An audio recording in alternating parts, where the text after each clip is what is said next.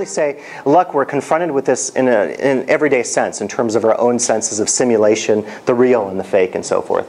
I'll move to the notion of live theming. And live theming is a concept I develop in a couple of texts where basically the guest, the worker, the actor in a space, it takes on the theme so closely that it actually changes their self. It takes on a sense of, in terms of the phenomenology of the experience, it takes on their own sense of self. It affects their sense of self, perhaps changes it in some way. Quick anecdote here, an example of this was years ago when Disneyland first opened in 1950. There was a boy who on Tom Sawyer Island was hired to play Tom Sawyer. And to talk about authenticity, this boy had read Tom Sawyer and had really taken to heart the character.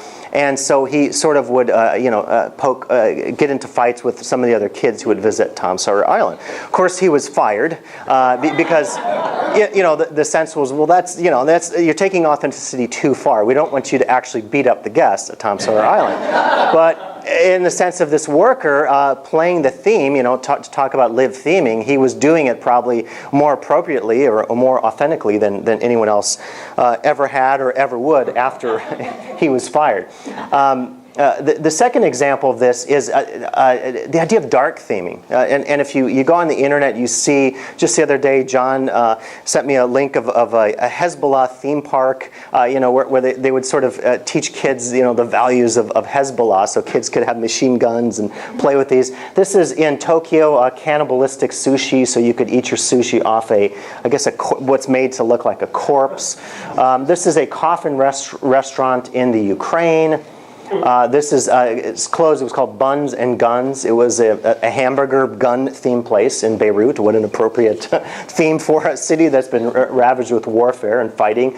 And this is a place I've done some research at. It's the Holy Land Experience in Orlando, Florida, and it's a Pentecostal theme park, and it's based on, charismatic Christian theme park, and it's based on this notion of bringing to life the Holy Land Experience. And this is actually an image I was able to use from my first book, Theme Park. I asked them to use images in my second book, and they denied me. So I thought, well, maybe they didn't like how I talked about the experience in the first book. But this is a quite curious one that's to speak of authenticity. It's called dark theming, where you experience something that's maybe unsavory or difficult or very emotional or political in nature.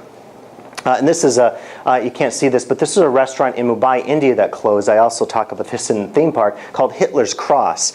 And they used Hitler as part of their theming to sell, they say here, from small bites to megabytes. And you could see it led to incredible outrage, and the restaurant changed its theme, and it was very, to say the least, in very poor taste. But it's interesting to me that theming has taken on this level of the dark theming. This is a group that I learned about when I was in Germany, and it's called the Tribes of Cologne. And these are individuals, talk about live theming, they're social clubs, not unlike our social club today. The difference is they dress up. And they produce these incredible reconstructions of famous places, Tibetan themed spaces, Native American, and they actually dress up and do activities in the native garb of those cultures. So we see groups themselves taking on the characteristics, not unlike the LARP I mentioned, Darkon. And I'll end here with a few thoughts here. This is an image and actually a chapter from the new book, The Immersive Worlds Handbook, where I was talking about authenticity and how to achieve this in theme spaces.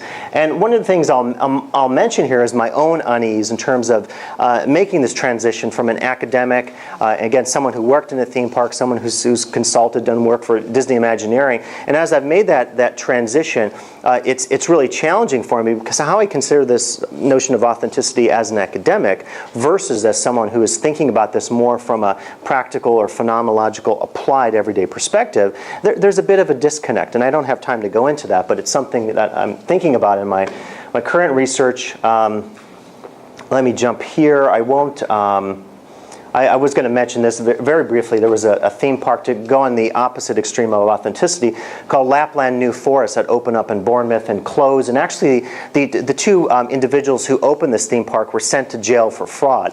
They basically created this experience that was supposed to be the authentic Lapland Christmas experience. And when people got there, they discovered, mud and a shoddy nativity scene. This is one of the theme spaces. It's a plug-in bear with some fake garland, just strewn about. This is the bustling Christmas market. It's just a tent with some, dollar store items on it. And these are some of the elves, and people noted that the elves, you can't see this, but they're actually smoking in costume. So, as much as an academic, I would say, yes, this is all a simulation and created experience.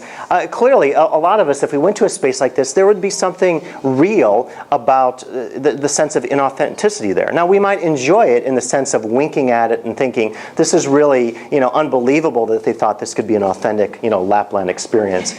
I don't have time to talk about that. I'm going to close on this point about, from the Immersive Worlds Handbook, I had a chance to interview Gordon Jones, who is one of the top experts in really around the world, certainly in the U.S., on historical reconstruction. And he works at the Atlanta History Center, and his interview in the book I just did is on Civil War reconstruction, reenactment. And he talked about the really precarious notion of authenticity that happens when you get involved in this community. And this is one of the charts I created based on the interview.